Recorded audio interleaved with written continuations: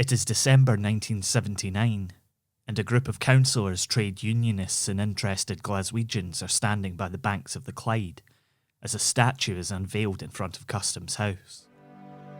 The statue, although you might not think of it to look at from a distance, is a war memorial and stands to commemorate the sacrifice of Scots who gave up their lives to fight fascism in the Spanish Civil War.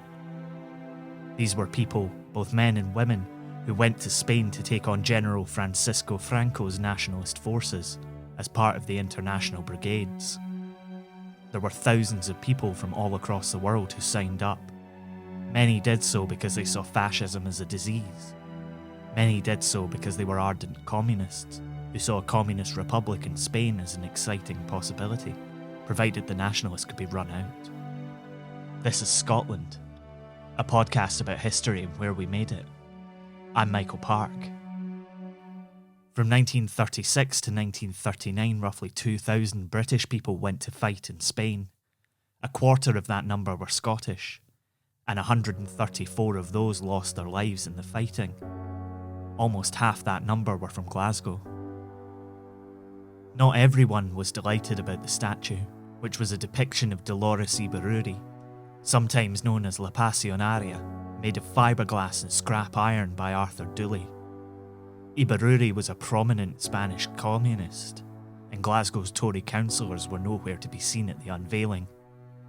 She was a vocal supporter of Soviet dictator Joseph Stalin throughout her career, and the councillors swore that they would throw the statue in the Clyde if they ever gained control of the council. Funny that.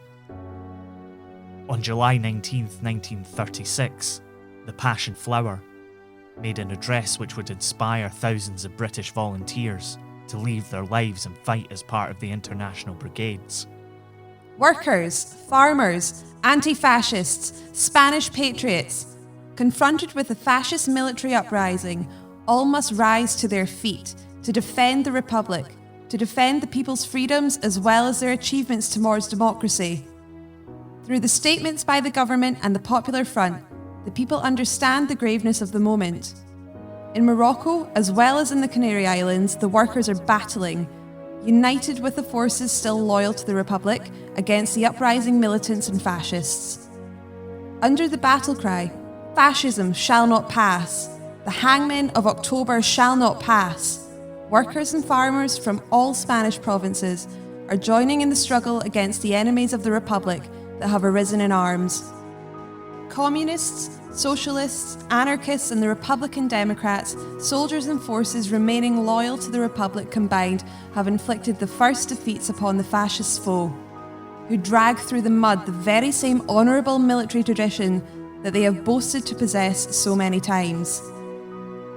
The whole country cringes in indignation at these heartless barbarians that would hurt our democratic Spain back down into an abyss of terror and death. However, no pasarán, for all of Spain presents itself for battle. In Madrid, the people are out in the streets in support of the government and encouraging its decision and fighting spirit so that it shall reach its conclusion in the smashing of the militant and fascist insurrection. Her words, inscribed on the plinth of the statue, immortalise the struggle in the memory of the 534 British volunteers, including 134 from Scotland, who were killed on the streets and fields of Spain. Better to die on your feet than live forever on your knees. You've been listening to Scotland. It was written and produced by Michael Park and is a production of Be Quiet Media. The music for every episode of Scotland is by the human Polybius Square Mitch Bain. You can check out more of his work by heading over to Facebook and searching for Mitch Bain Music. Additional voices for this episode were by Leanne Milne. Jamie Mowat does stunning illustrations for us, which you can see in our episode art.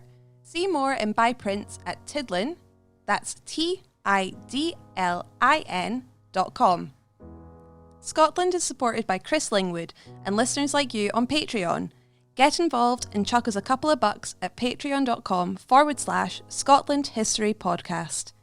You can find out more about the show on our website, thisisscotland.co, and on Twitter, Facebook and Instagram by searching Scotland, Scottish History Podcast. Thanks for listening, and we'll see you next time.